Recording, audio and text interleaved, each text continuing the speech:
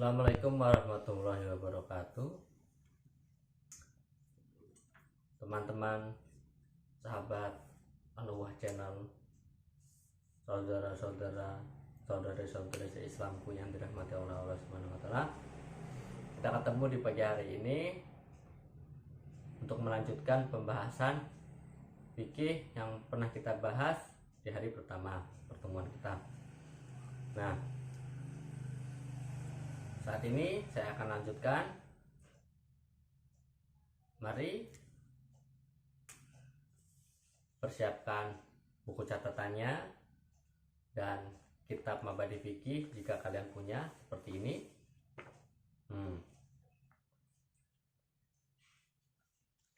Jika sudah punya, maka mari kita belajar bersama atau ngaji bersama. Kita lanjutkan yang kemarin kita kan sudah membahas tentang maniatul wudu. Apa niat wudu tersebut?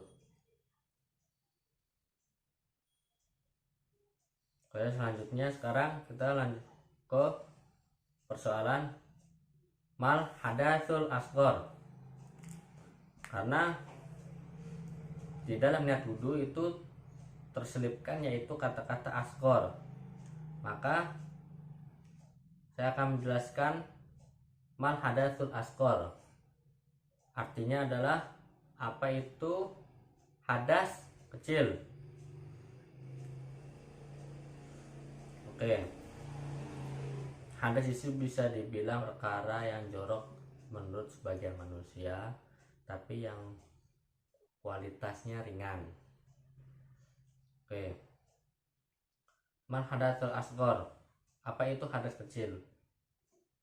Hadas kecil adalah semua perkara yang membatalkan wudu. Oke, bisa dipahamin, hadas kecil adalah segala perkara yang membatalkan wudu, maka itu dinamakan hadas kecil. Oke, sudah paham semuanya?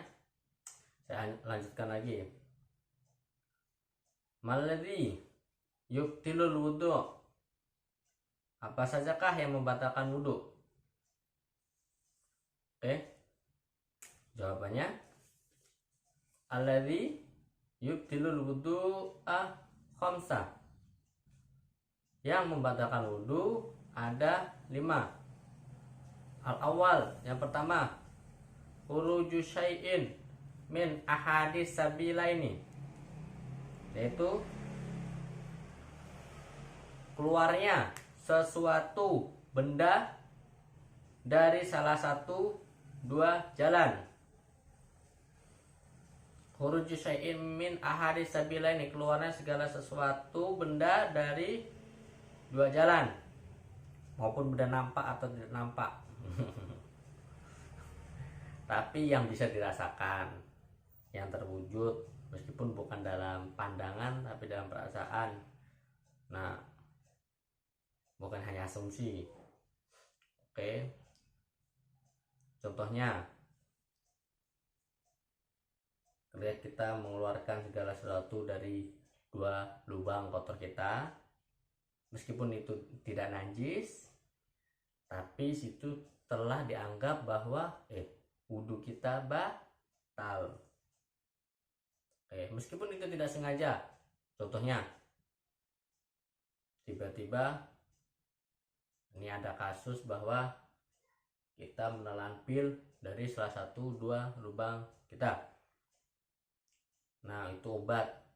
Nah, tanpa sengaja, setelah selesai semuanya kita berwudu dan obat itu masih ada di dalam. Setelah selesai berwudu, ternyata obat itu keluar.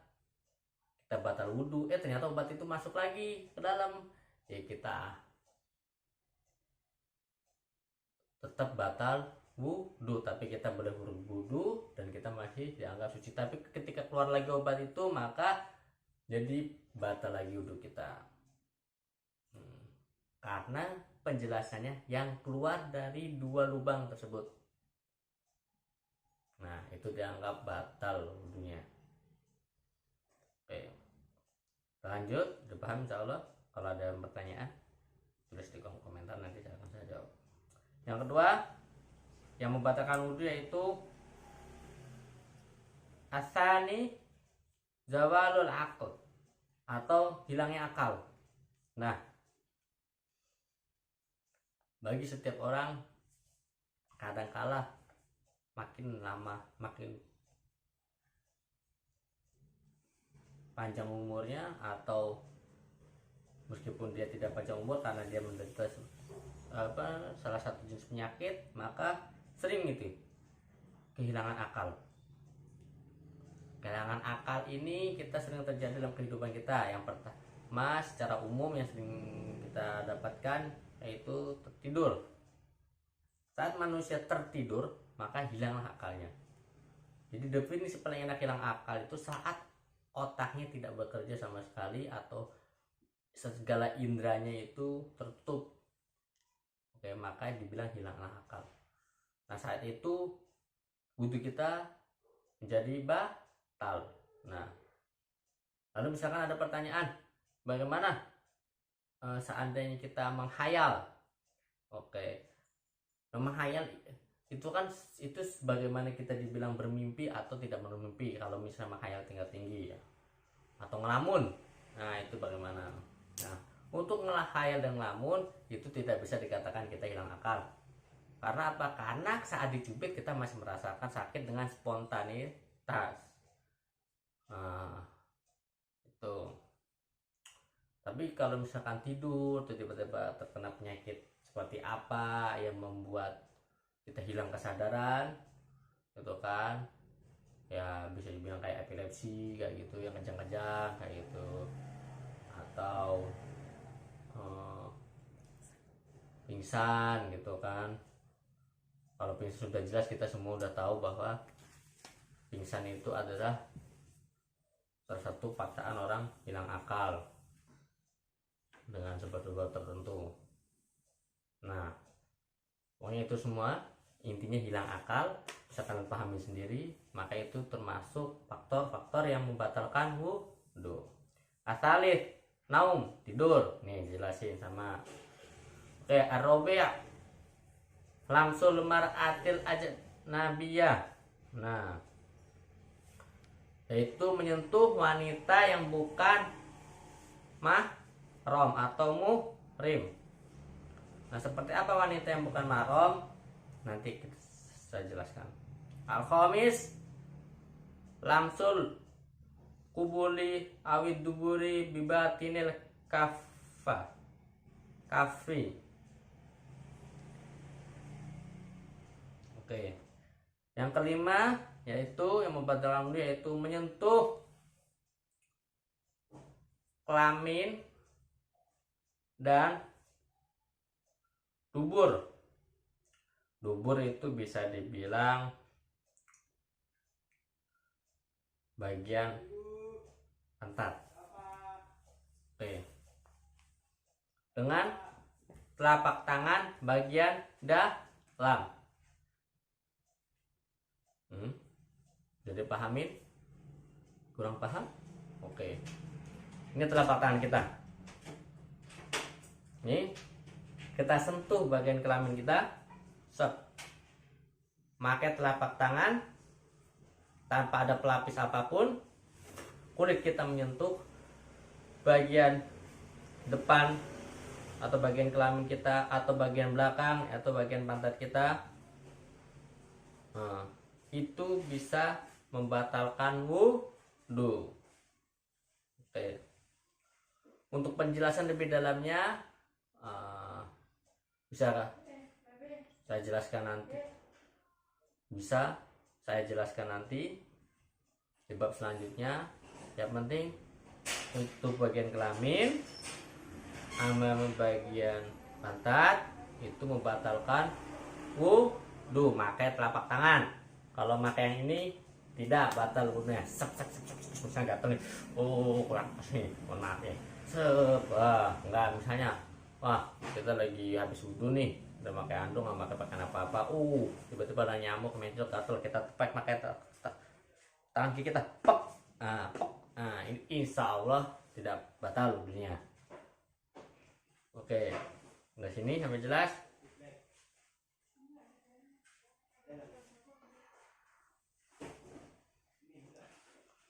Oke, kita lanjutkan sekarang. Ma'amal artul ajnabiyah. Apa yang dinamakan wanita yang bukan mahram? Ma'amal artul ajnabiyah, atau wanita yang bukan wanita sih. Apa saja yang bukan mahram, muhrim, mau wanita maupun mau laki. Apa saja lawan jenis yang bukan muhrim. Nah, gitu tepatnya. Oke. Yallati la yahrumu nikahuha. Oke. Lawan jenis yang bukan muhrim adalah setiap lawan jenis yang tidak haram dinikahi, yang boleh dinikahi. Oke, itu namanya wanita atau laki-laki atau lawan jenis yang bukan muhrim. Bukan disebabkan karena nasab, bukan di ajli nasabin au rodoain, atau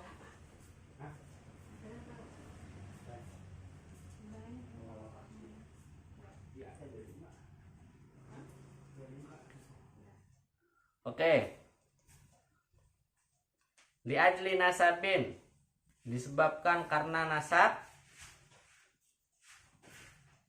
au rodoain, atau persusuan, au masoharotin, atau perjodohan. Jadi lawan jenis yang mau dari jodoh mau dari nasab mau dari persusuan itu namanya, kalau misalkan dia tidak ada hubungannya dengan ini atau ada hubungan dengan ini tetap lawan jenis yang bukan mahram atau muhrim. Untuk penjelasannya kita lanjutkan ke episode berikutnya. Tetap saksikan. Ya, kita lanjut. Mada yalzamu al-mutawaddi'i idza arada ayyusolli. Apa yang diwajibkan oleh orang yang berwudu ketika akan mengerjakan sholat, ketika akan melakukan sholat? Ini syarat-syaratnya, meski kita yang sudah mendapatkan wudu atau setelah berwudu belum mengeluarkan hadas apapun, kita ingin sholat, apa yang harus diwajibkan?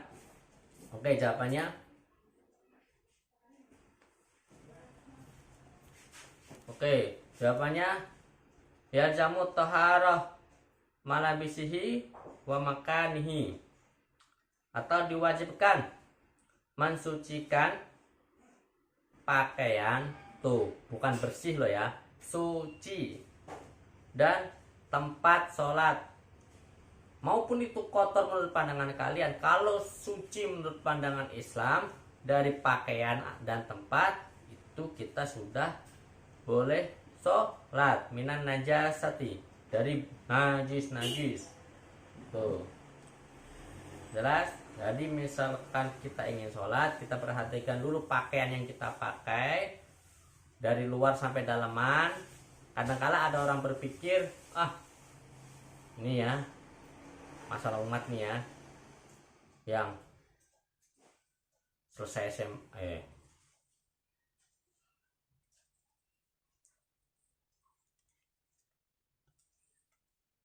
yang dari SD sampai SMA nggak pernah ngaji masalah Islam, memperdalami fikih dan lain sebagainya. Ini kadang-kadang mereka berpikiran bahwa yang penting luarnya suci, ya udah nggak usah pikirin dalamnya. Dalamnya itu maksudnya apa? Pakaian dalam gitu kan. Yang pokoknya yang pakai di luar suci udah dianggap suci. kan menurut pandangan kita sebagai manusia untuk menampang ke orang-orang. Tapi dalam hukum Allah enggak. Dalam hukum Allah yang kita pakai semuanya, oke, dari mulai ujung rambut sampai ujung kaki itu harus suci. Jadi dalamannya usahakan juga harus suci. Karena ada suatu kisah, ada seorang abid, ya kan? Nah, dia berjalan kemana-mana dengan pakaian bersih, tapi tanpa sadar dia lupa di dalam kantong celananya dia menyimpan bangkai. Nah, meskipun dia sholat mati-matian, tapi dia menyimpan bangkai, maka dari itu sholatnya tidak akan diterima, karena bangkai termasuk dari najis. Nah, seperti mana Rasulullah bersabda, jagalah dirimu dari cipratan air kencing. Oke. Jadi percikan air kencing, karena nanti banyak di akhirat yang umat-umat Islam sholatnya diterima karena dari percikan air kencing. Makanya buat kalian khusus yang kencingnya volumenya deras, tolong hati-hati dengan cipratannya. Oke, takutnya itu terlempar percikannya ke pakaian kalian yang ingin kalian buat sholat. Oke. Nah, kita lanjut.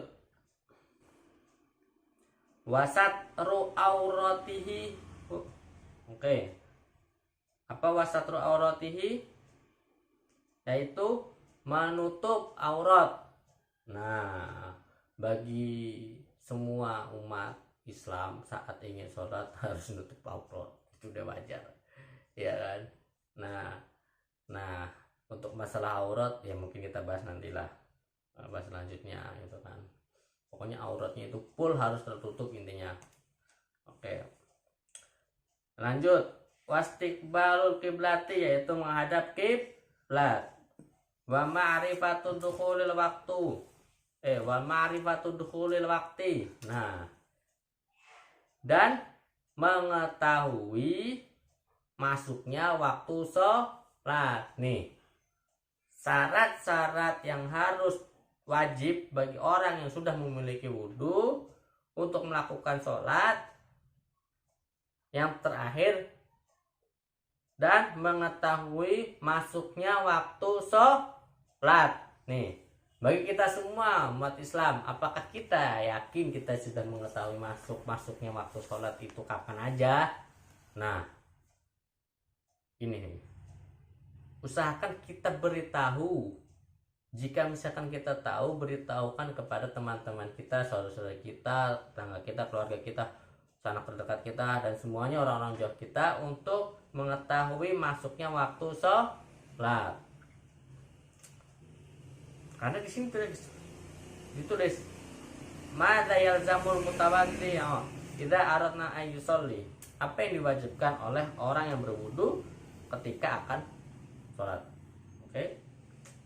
Kalau udah semuanya paham, jika terpaham bisa kalian ulangi lagi videonya. Oke, lanjut.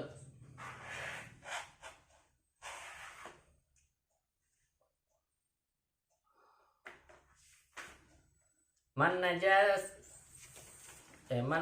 satu. Oke.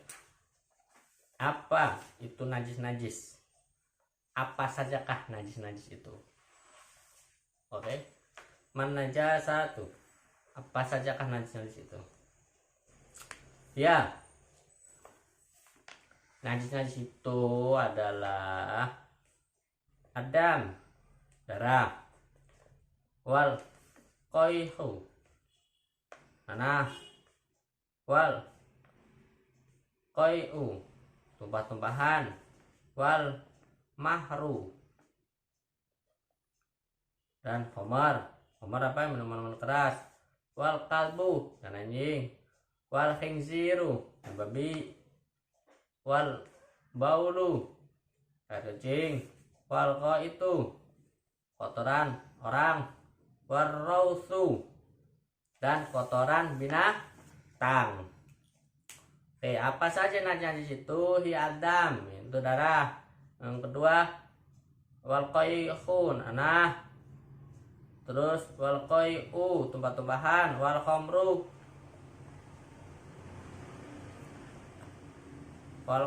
khamar. Wal kalbu, anjing. Wal khinziru, babi. Wal baulu, air kencing.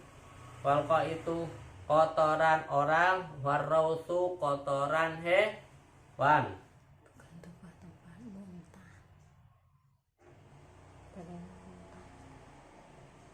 Oke, Muntah. ini terus lanjutannya muntah. Muntah tuh bagian dari najis, ingat-ingat. Oke, udah lanjut. Mal aurat. Oke, apa aurat itu? Oke, auratur rajuli ma baina sayarati warukbati. Aurat orang laki-laki antara pusat sampai lutut. Tahu pusat? Pusar. Tahu pusar? Udel. Oke. Dari pusar sampai lutut. Itu auratnya laki-laki atau dengkul. Nah, boleh setengah dengkul, pokoknya tutupin itu dengkul.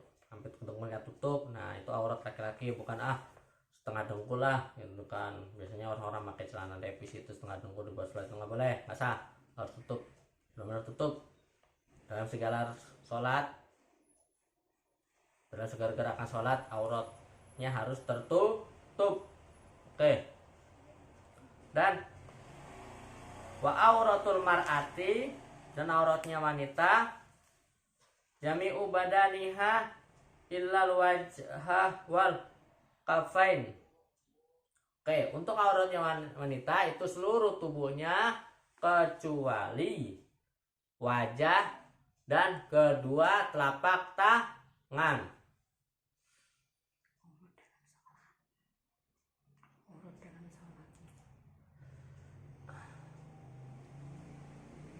Oke, udah selesai.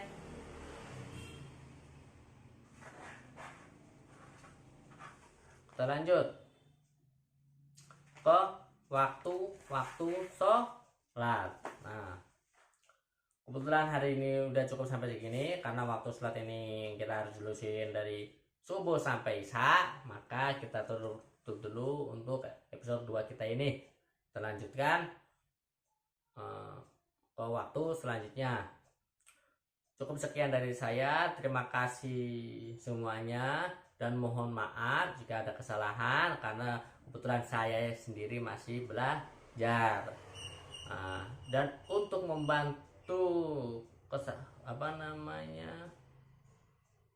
kecacatan saya, jika dari kalian menemukan kesalahan maka tolong tulis di kolom komentar, nanti akan saya pelajari dan akan saya lakukan. Oke. Terima kasih semuanya yang sudah menonton. Cukup sekian dari saya, Muhammad Hasan Abdullah. Sampai jumpa di pertemuan selanjutnya. Tetap sehat selalu dan semoga lebih bermanfaat. Assalamualaikum warahmatullahi wabarakatuh.